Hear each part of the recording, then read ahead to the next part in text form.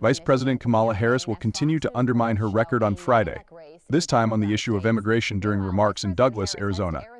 Harris faces a conundrum. She cannot campaign on policies to fix crime, inflation, and border security without undermining the Biden-Harris administration's policies. But she must tout the administration's policies to validate her record and candidacy. In a blow to Harris, President Joe Biden stated Wednesday that he delegated everything as commander-in-chief to Harris, including foreign policy and domestic policy.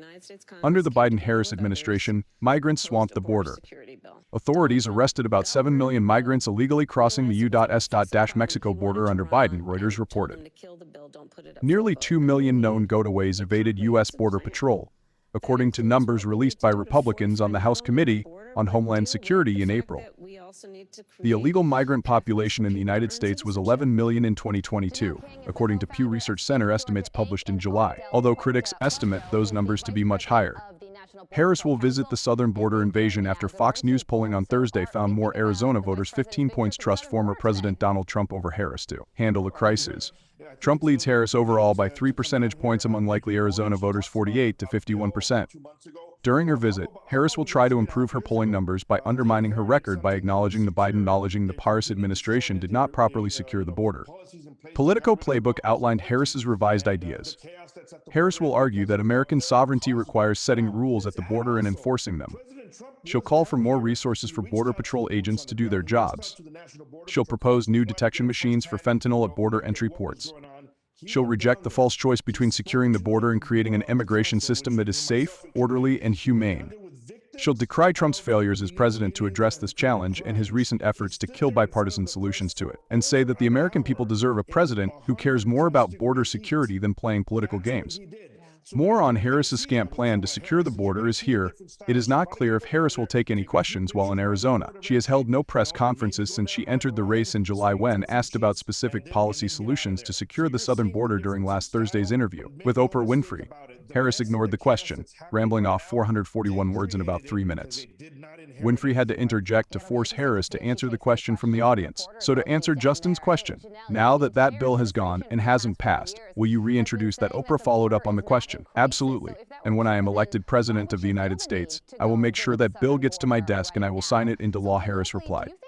The establishment media raised concerns about Harris's repeated attempts to avoid her record. Concerning immigration, for example, on Monday, Harris IDs refused to tell Axios if she still supports amnesty for 2 million illegal aliens, or so-called dreamers brought into the nation as children. President Trump for something that took place months ago is basically her way of saying that President Trump has more power outside the White House than she has in the White House, which makes us question why would anyone want to support her in the first place. She's underestimating the power of accountability.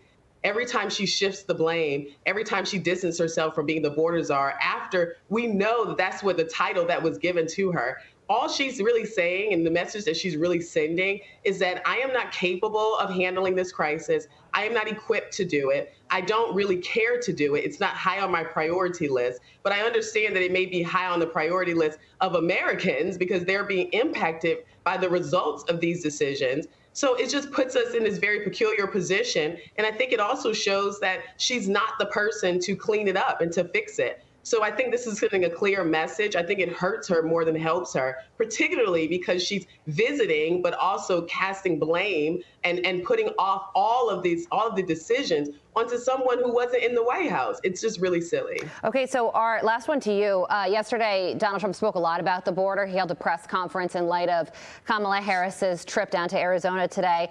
And then after that on X, he posted just a bullet point of what he plans to do when it comes to the southern border if he becomes president. Stop all migrant flights, shut down all entries through the migrant phone app, and catch and release, restore remain in Mexico, bring back Title 42. If he does accomplish all of those things, what happens to the southern border crossing numbers? The numbers are going to go down.